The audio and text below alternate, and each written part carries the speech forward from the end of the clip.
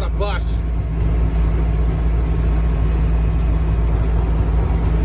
I went and bought a bus. This bus is going to move us across the country, hopefully. As you can hear, there's a drive shaft vibration, but I can handle that. It's a 7.3 Power Stroke, and it's got balls. I mean, it's empty, obviously, but it shits and gets for what it is. Got some miles on it, but, you know,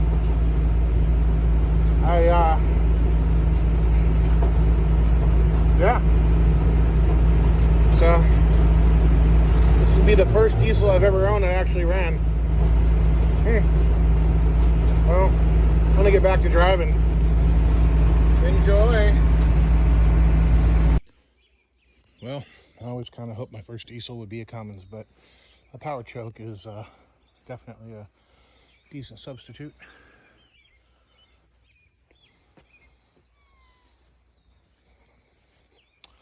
There's a lot of little things that we need to look over and get working. Got a wheelchair lift on the other side. It'll be good for picking up engines and stuff. Yeah, I think we did good.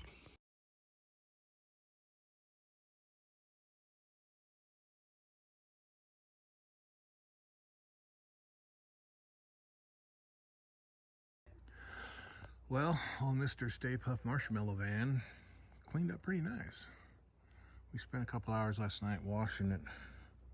I should use the pressure washer on it. It kind of blew off some of this peeling clear coat. This fender was replaced at one time and they clear coated this corner. They did not do the door, thank God. But it's got its own issues. But we got that stripe all taken off, the adhesive. It's still, you know, kind of dirty up top and places, you know, whatever. I did throw a little bit of black rattle can on the wheels because they look like hell. But yeah, it cleaned up pretty nice. Doesn't look like a tweaker apartment anymore. It just looks like an old bus. Good morning. So this is day, I suppose it's day 2. We can call it day 1.5 since we got such a late start yesterday. But day 2 of our moving trip. As you can see behind me, all the crap. See the table I've got as a bulkhead. All the crap. So this is the plan. We get out there to Kansas. We unload the bus. We pack the house. And then I'm going to drive this thing back and get another load if I can get it fixed. So the 7.3 Power Stroke has got an issue where when you're pulling a load, you're going up a hill, you're wide open throttle. It'll run great for about 2 minutes under full boost, you know, full spool. And all of a sudden it'll just, it's like you let your foot off the pedal. You got maybe 25% power. And it'll do that for a minute, 2 minutes, 5 minutes maybe. And all of a sudden the power will come back on. What the hell's going on? So we're going to fix that. And the transmission's also got some issues that it's doing that I'm not sure about yet, but I'm being careful with it. So we have gone 394 miles. Not very much. And we're doing 55. This thing, the steering's a bit sloppy. It's obviously overloaded, so it's kind of all over the place. The airbags and the air control aren't working like they're supposed to. It's got air valves on the airbags that are supposed to control the ride height. But when I was checking things out yesterday, I found this on one of them. So suspension comes up, opens a valve, the airbags get more air, and it's its level. Well, this is busted off. But when I grabbed the thing and moved it by hand, it didn't do anything. I think they've been bypassed, and it's just running off of whatever the pressure in the tank is. But the tank was low.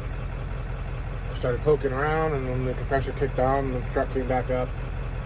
So we'll see. I may have to get underneath there and play with that pressure valve switch.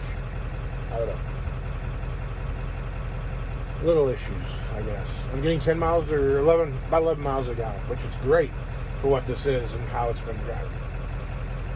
But we're doing okay. The animals are a little distressed. We stayed in a Motel 6 last night, so they were all there. The one cat just yowled all night, so we finally put him back in the car. We can't have that. I slept better than she did, but she's exhausted. I'm exhausted. So now comes the time we're going to hit the road and see what we can do today. So bear with me. I'll take you guys along for the ride. Okay, so you can maybe hear, see we're under full boost right now. We're climbing slowly. We're on a 6% grade. Just about 45.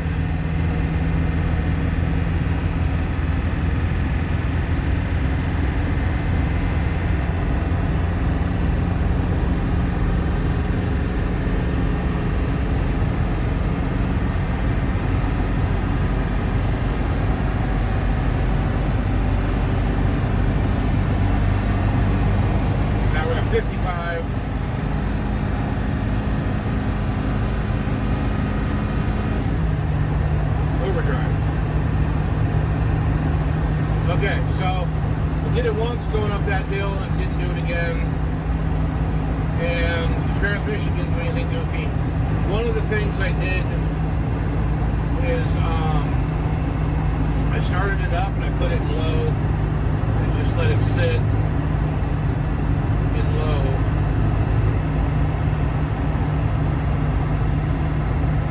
And idle.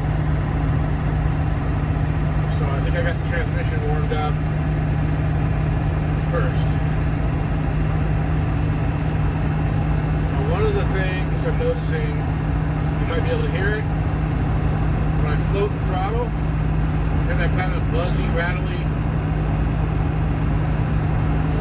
I did that the day I brought it home, and that's because the airbags are empty. I'm thinking that they're low. So if I'm going to get gas or fuel, I'll check it out.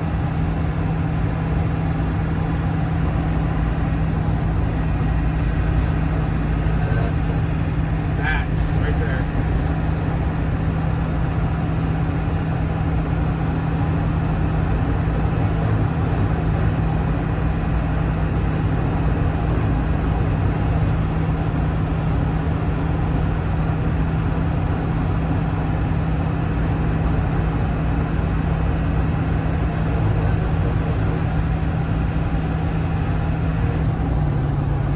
There we are, look at that. Just quit. Oh, now we're back.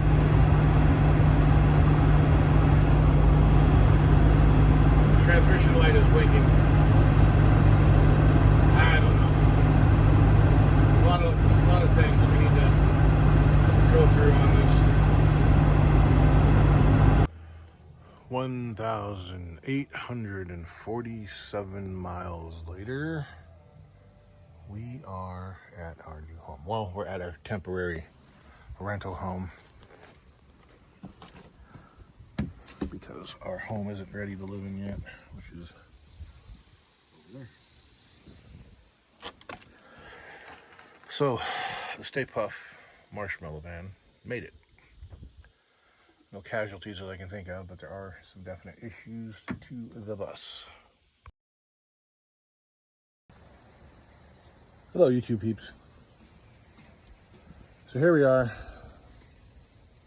moving into our house. We've already gotten most of the stuff for the rental house that we're living in out. This is all the excess stuff that we're not going to need right away, just going into our house. So why use a shuttle bus to move? Well, that's a good question. When I looked up the rates, Uhaul wanted $6,200 to rent a comparable moving van to go from, Bonnie Lake, Washington to Alva, Oklahoma. So it was ridiculous. So we bought this shuttle bus for a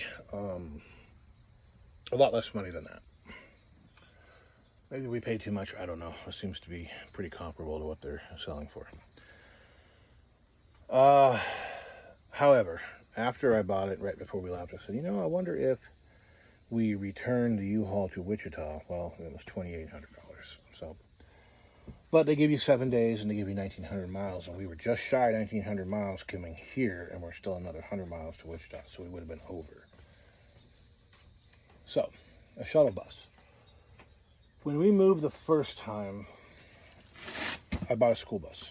Big, huge Bluebird, you know, a Chevy chassis, weighed, I don't know what it weighed, 15,000 pounds. It had a 366 with a 4-speed and a 2-speed rear. It was, for all intents and purposes, not very practical. It had new brakes in the front. It had, I'll put some stuff down because Christy's still moving stuff. It had new front tires, new front brakes. It had a miss. I put a spark plug in it and the mist didn't go away. But I knew it wasn't compression. But anyway, 5 miles to the gallon it took us. We had 7,000 pounds worth of crap in the back of it. So the big difference between a school bus and a shuttle bus, that's interesting, I see a hole up there, is school buses have to be made a certain way for safety. They basically have a full roll cage in. They have a steel frame going across the roof. They're made so that even if they flip over onto the roofs, they can't collapse onto the kids. There's a certain space between the top of the windows and the roof. So even if it does collapse, there's still enough space there that the kids don't get crushed. They are heavy because they're all steel. They're heavy. Shuttle buses are a hell of a lot lighter. They still have kind of a metal thing, but it's not a heavy steel. You flip a shuttle bus over, it's going to come apart. They're very, very thin. They're built more like a motorhome. They are a lot lighter. But then you run into problems like, if you look, let me see here.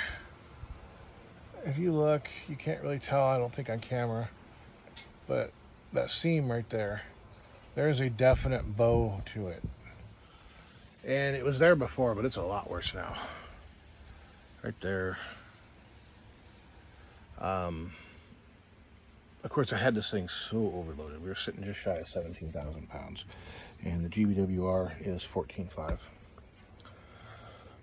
Another problem is that the coach company converted the rear suspension from leaf spring to air ride. And the airbags they use don't look very big. They look like the ones that you would use in a lowrider, you know, your car, your custom car. Other than they're not two-stage, they're just a single airbag. Forgive me, I'm trying to move stuff here. I should have probably set the tripod up. Anyway, so the airbags are nice for having a nice smooth ride, but they don't support any weight. So I don't know how much pressure is supposed to be in them.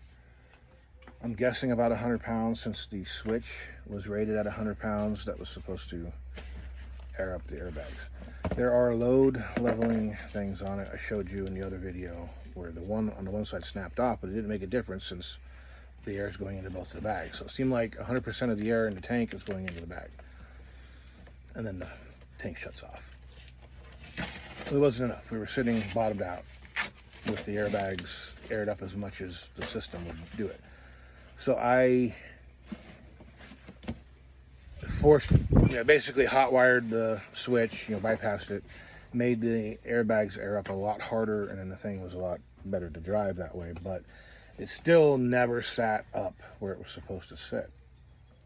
Of course, as we're pulling stuff off of it, the rear end's coming up, and even where the airbags are supposed to be, they're sitting up really high now. So yeah, we just had that much weight in it. If it had leaf springs in it, I'm 100% confident they wouldn't have been bottomed out. And we were sitting on 11,000 pounds on the axle. And the spring should have been able to handle that, no problem. But the airbags couldn't. So that's something to consider if you're going to do this. Plus, I mean, if you're going to, they call them schoolies, which I think officially is a school bus, not a shuttle bus. But if you're going to turn one of these into a camper, that's something to consider.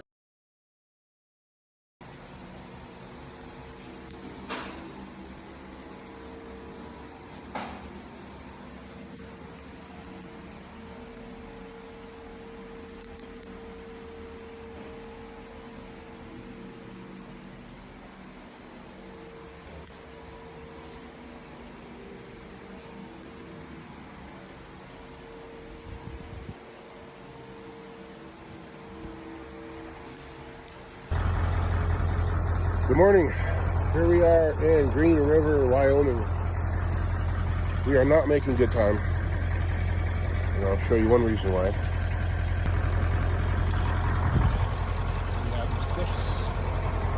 Not a nice place to park last night, though. Thought about jumping into the water, but it just doesn't really look clean. So, nah. So we had our first breakdown, our first problem. Watching this tire pretty close. You can see here's delaminated. These rear tires are pretty old. A little weather checked, a bit thin. Excuse me. And we're watching that one. It looks like it's been opening up and started to get a shimmy out of it. And I pulled off, take another look at it, and sure enough, it's open. Got a local shop here, ordered me up a tire. It was only $250, but they should have it here in about an hour. They're gonna go ahead and swap my trailer tires. These ones are pretty old and weather checked as well. I just didn't have enough time to get them changed. Frankly, I don't think they'd fail. And I've got these really expensive 12-ply trailer tires to put on it. They're very heavy, and I don't need to be carrying all this extra weight. So, he's giving me a good deal on the extra labor. I've already got one of them on there because I did have, for whatever reason, I think the axle isn't quite centered, but that would rub, so I had to buy one. And I used the other one for a spare.